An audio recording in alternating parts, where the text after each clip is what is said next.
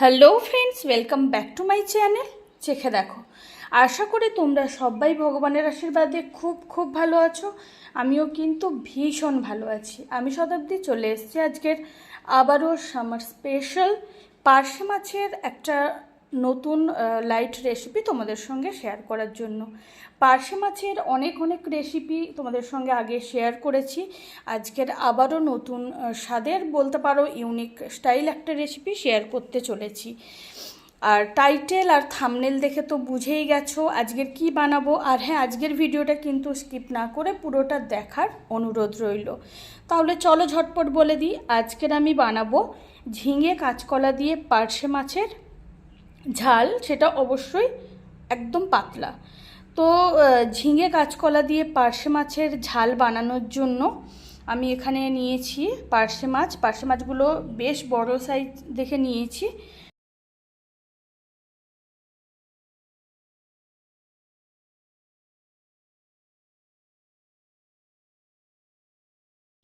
নিয়েছি ঝিঙেগুলোকেও একটা বড় সাইজের ঝিঙেকে 4 ভাগ করে নিয়েছি। তবে সব কটা এক মাপের করা যায়নি, ঝিঙে তো আর এক সাইজের মানে খুব একটা হয় না। তো সে কারণে মোটামুটি চেষ্টা করেছি একটা ঝিঙেকে একটু বড় বড় করে কাটতে, যেহেতু মাছের সাইজটা বেশ বড় আমি সেরকম করেই কাঁচকলা আর ঝিঙেগুলোকে রাখতে চেষ্টা করেছি।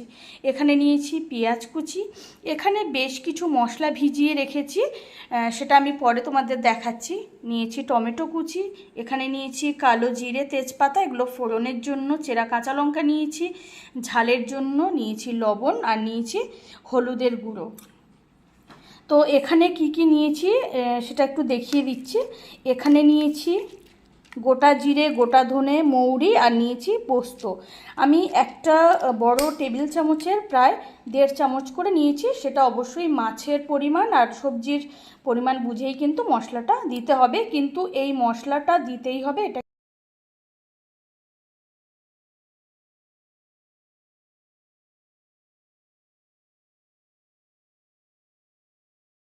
আর আজকের যে রেসিপিটা আমি তোমাদের সঙ্গে শেয়ার করছি বন্ধুরা, এটা ঝাল বানাতে পারো কিন্তু ঝোলও খাওয়া যায় অনায়াসে।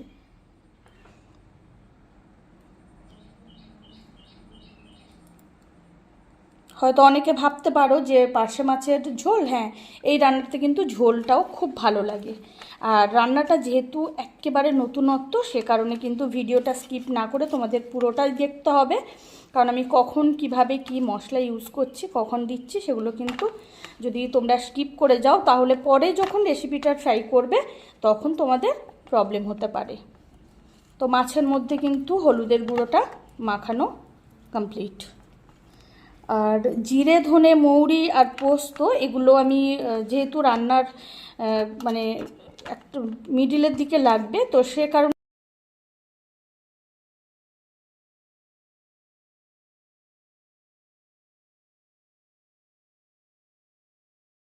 তবে সর্ষের তেলেও চাইলে অনায়াসে রান্না করতে পারো, কিন্তু আমি যতটা সম্ভব একটু লাইটের মধ্যে রাখার চেষ্টা করছি। তেলের পরিমাণটা একটু বেশি দিলাম যেহেতু মাছের পরিমাণটা বেশ অনেকটাই। তো এখন প্রথমে রিফাইন তেলটাকে খুব ভালো মতো ধোয়া ওঠা গরম করে নেব। তো রিফাইন তেলটা কিন্তু খুব ভালো মতো গরম হয়ে গেছে।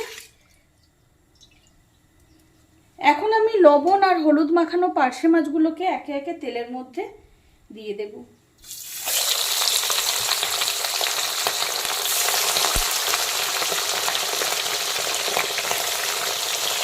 পার্শে মাছের একটা দিক ভালো মতো ভাজা হয়ে গেলে আমি মাছগুলোকে উল্টো করে দেব।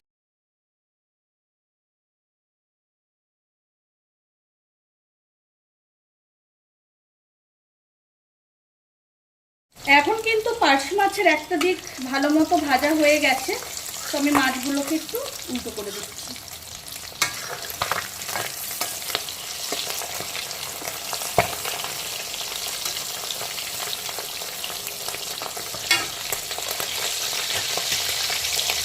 তো মাছের উল্টো দিকটাকেও একইভাবে ভালো করে ভেজে নেব। এখন কিন্তু মাছের দুটো দিকই ভালো মতো ভাজা হয়ে গেছে, তো মাছগুলোকে আমি এখন তেল থেকে তুলে নিচ্ছি।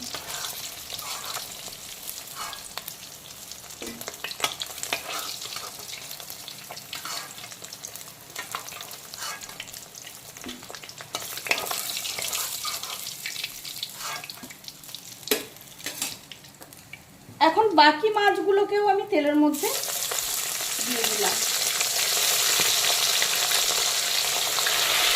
এখন বাকি মাছগুলোকেও একইভাবে উল্টে পাল্টে ভালো করে ভেজে তুলে নেব। তো সবগুলো পার্শে মাছ কিন্তু আমি খুব ভালো করে ভেজে তুলে নিয়েছি। এখন আমি এই একই তেলে দিয়ে দেব কাঁচকলা। কাঁচকলাগুলোকে হালকা করে ভেজে তুলে নেব।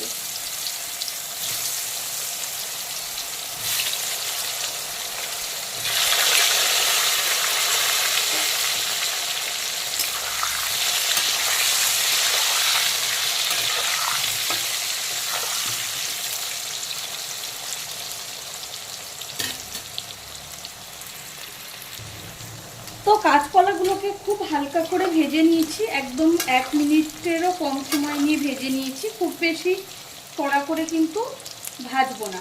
তো এখন কাঁচকলাগুলোকে আমি তেল থেকে তুলে নেব।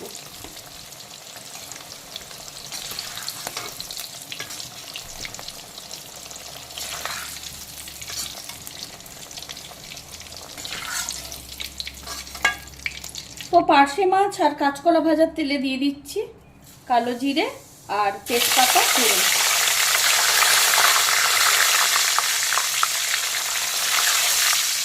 দিয়ে দিচ্ছি পেঁয়াজ কুচি।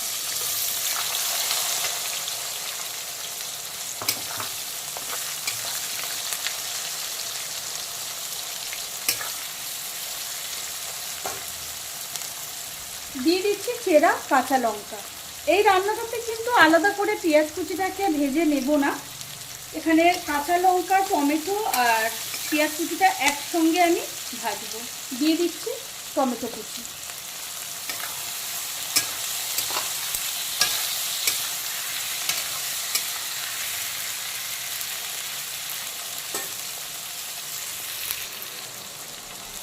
তো এখন কড়াইতে দিয়ে দেবো স্বাদ মতো লবণ, যাতে পেঁয়াজ, টমেটো আর কাঁচা লঙ্কাটা খুব তাড়াতাড়ি গলে যায়।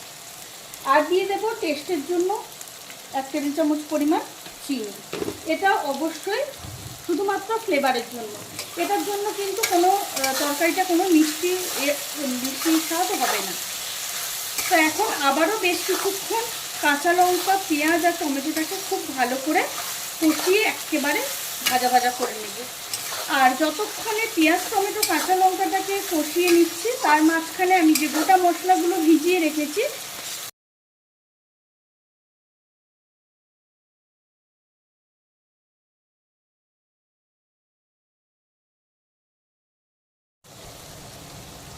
এখন আবারও প্রায় 4-5 মিনিট সময় নিয়ে ভালো করে পেঁয়াজ, লঙ্কা, টমেটোটাকে খুব ভালো করে কষিয়ে একেবারে ভাজা ভাজা করে নিয়েছি। এখন ভাজা মশলা খুব সুন্দর একটা স্মেল বেরোচ্ছে, আর দেখতেই পাচ্ছ বন্ধুরা খুব সুন্দরভাবে নরমও হয়ে গেছে আর সমস্ত জলও কিন্তু শুকিয়ে গেছে। পেঁয়াজ বা লঙ্কা, টমেটোর যে একটা জল বেরোয় সেটাও কিন্তু পুরোপুরি শুকনো হয়ে গেছে।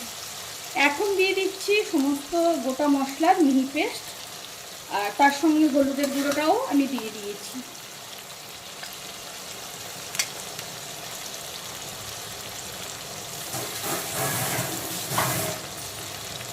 আর এই রান্নাটাতে কিন্তু বাজার থেকে কেনা কোনো গুঁড়ো মশলা দেওয়া চলবে না, তাহলে কিন্তু এই টেস্ট একেবারেই তোমরা পাবে না। আমি যেভাবে পেস্টটা বানালাম এভাবেই তোমাদেরকে বানিয়ে নিতে হবে। আর এই মশলাটাকে কিন্তু না কষিয়েও দেওয়া যায়। এই মশলাটা আগেও আমি অনেক রান্নাতে দিয়েছি, তখন তোমাদেরকে বলেছি এইটা কিন্তু তরকারি ঝোল যখন ফুটবে তখনও কিন্তু দিয়ে দেওয়া যায়। শুধু যেহেতু গরমকাল সে কারণে যাতে তরকারিটা নষ্ট না হয়ে যায় সে কারণে হালকা করে কষিয়ে নিতে হবে। আর জিরে, ধনে, মৌরি আর পোস্তর যে একটা অপূর্ব মেলবন্ধন, একটা অপূর্ব যে স্মেল, সেটা কিন্তু অলরেডি ছাড়তে শুরু করেছে।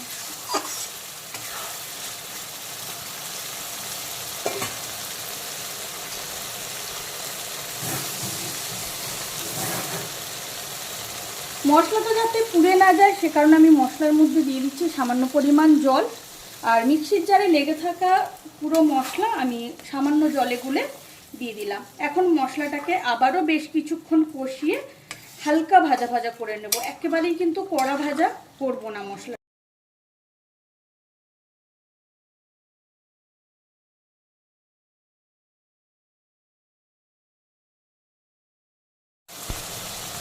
তো সমস্ত গোটা মশলা দেওয়ার পরে আমি ভালো করে আবারও কষিয়ে নিয়েছি। এখন আমি দিয়ে দেবো কেটে রাখা ঝিঙে।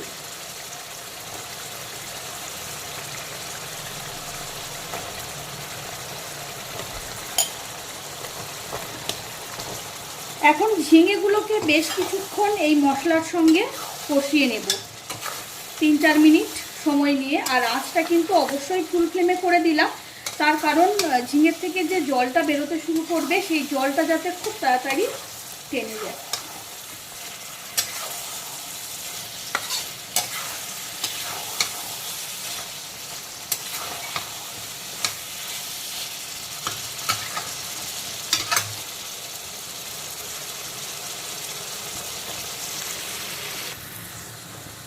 তো এখন বেশ কিছুক্ষণ সময় নিয়ে ঝিঙেগুলোকে কষিয়ে নিয়েছি। এখন আমি কড়াইতে দিয়ে দেবো বেশ কিছুটা গরম জল।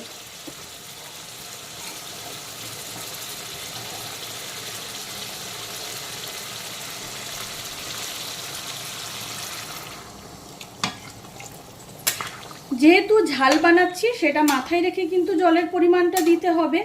আর যেহেতু ঝিঙে রয়েছে, ঝিঙের থেকে জল ছাড়বে, আবার উল্টো দিকে আবার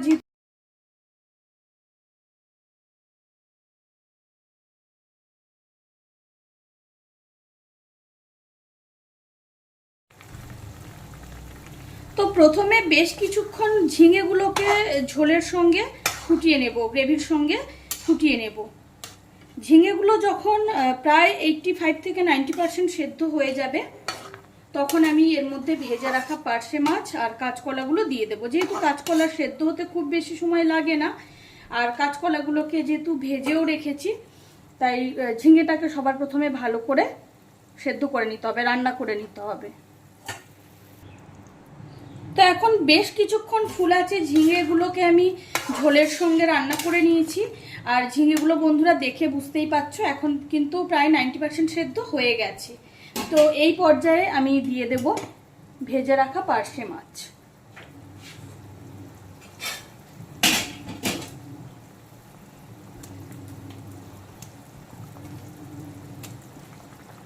আর ঝিঙে যেটুকু বাকি আছে সেদ্ধ হতে, সেটা মাছের সঙ্গে আর কাঁচকলার সঙ্গে হয়ে যাবে। দিয়ে দিচ্ছি ভেজে রাখা কাঁচকলা।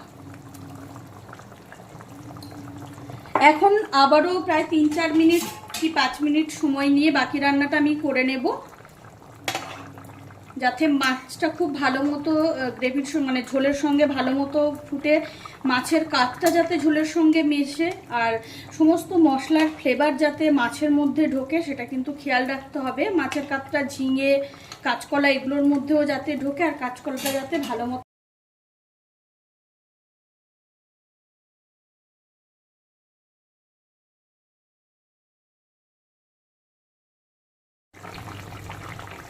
এখন আবারও 4-5 মিনিট সময় নিয়ে কিন্তু বাকি রান্নাটা আমি করে নিলাম ভেজে রাখা পার্শে মাছ আর কাঁচকলাগুলো দেওয়ার পরে। এখন কিন্তু সব কিছুই খুব ভালো মতো সেদ্ধ হয়ে গেছে আর অপূর্ব একটা স্মেল পুরো বাড়িতে ভরে গেছে। আর এই রান্নাটা এতটাই টেস্টি হয় বন্ধুরা, সেটা তোমাদেরকে মুখে এইভাবে বলে তো বোঝানো যাবে না, তার জন্য তোমাদের অবশ্যই রেসিপিটা বাড়িতে ট্রাই করতে হবে। তো আমার আজকে রান্নাটা কিন্তু একেবারে কমপ্লিট। আঁচটা আমি এখন বন্ধ করে দিলাম। এখন একটা বড় ছড়ানো পাত্রে ঢেলে গরম গরম ধোঁয়া ওঠা ভাতের সঙ্গে সার্ভ করে দেব। তাহলে বন্ধুরা তোমাদের সঙ্গে পার্শে মাছের আজকের আবারও গরমকালের স্পেশাল সামার স্পেশাল একটা নতুন রেসিপি শেয়ার করে নিলাম। এটা অবশ্যই আমার মায়ের থেকে শেখা, এর প্রত্যেকটা মশলা প্রত্যেকটা স্টেপ সব কিছুই মায়ের থেকে শেখা। তো খেতে তো দুর্ধর্ষ হয়ই।